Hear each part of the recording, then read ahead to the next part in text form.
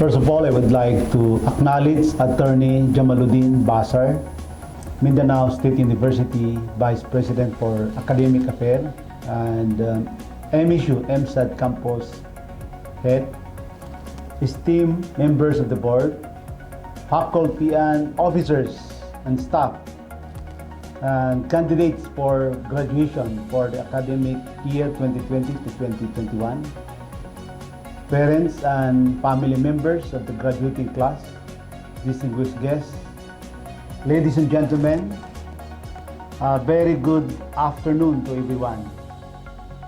And it is indeed a distinct honor for me to be invited here in your momentous event and the commencement exercises for school year 2020 to 2021 on the following programs and courses: Master of Arts in Education, Certificate in Professional Teaching, Bachelor of Science in Hotel Management, and Bachelor of Science in Industrial Technology.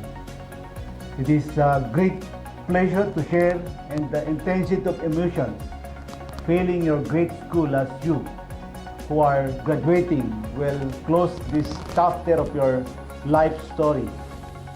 Your theme of this year's commencement exercises, which is sustaining quality education and service during the pandemic and beyond, is timely and relevant as the country, together with the rest of the world, is trying to cope up with this global crisis brought about by COVID-19. You are the class of 2020-2021. You graduate at a time in history when our world is dealing with enormous challenges.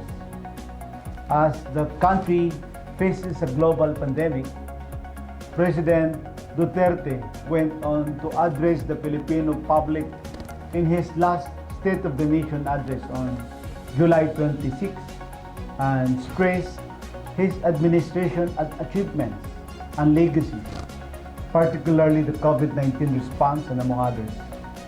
He also paid homage to the COVID-19 frontliners and international and local sectors who supported the country since last year. The President went on to recognize the efforts, contributions, and sacrifices of the frontliners, public and private sectors during the difficult time of pandemic. President Duterte thanked the health workers and other frontliners who selflessly give their all in the fight against COVID-19. He also assured the private sector that the government is committed to regain the commercial vibrance of the country prior to the pandemic. Lastly, he lauded the local chief executives and international development partners who supported the government in the COVID-19 response. But then the President asked, what exactly is the state of the nation today in the light of the pandemic, which has paralyzed business activities and crippled even the strongest of the world economies? So where do we go from here? As the new graduate of this prestigious university, maybe it is now the opportune time that for you to contribute. Remember that in the midst of every crisis lies a great opportunity. Our government leaders are going to have a lot of decisions to make in the coming months and years to come about how we can recover from this crisis. More than anything, this pandemic has finally turned back the curtain on the idea that so many of our government leaders and officials in charge know what they are doing. If the world is going to get better, it is going to be to you, dear graduates. When everything suddenly feeling like it is to you for grabs, then it is your time to seize the initiative. More than ever, this is your moment, your generation's word to shape Across the world, COVID-19 has forced more than millions of students out of school. Most of us believe that this is temporary, so let us continue our education further and follow our dreams. Pursue every ambition. Go as far as you can possibly dream, and be the generation of MSU-MSAT to embrace a new responsibility, a responsibility to rebuild your community. The class of 2020 to 2021, the world is fast changing. You should determine how you will help to rebuild, and that make your community your priority. So this afternoon, you are poised to start a new chapter of your life story, armed with the skills and knowledge you've attained from MSU-MSAT. I can tell that you are eager to tackle this next phase. Whatever direction you take, I guarantee that your world will change as you leave your alma mater. And whatever it is you choose to do, our world will change as a result of your contributions. Contribution that will be determined by how you follow your dreams and imagination. While we celebrate your past academic accomplishments and activities this afternoon, I want to challenge you to continue your quest for knowledge and to discover your own unique ways to contribute to our society.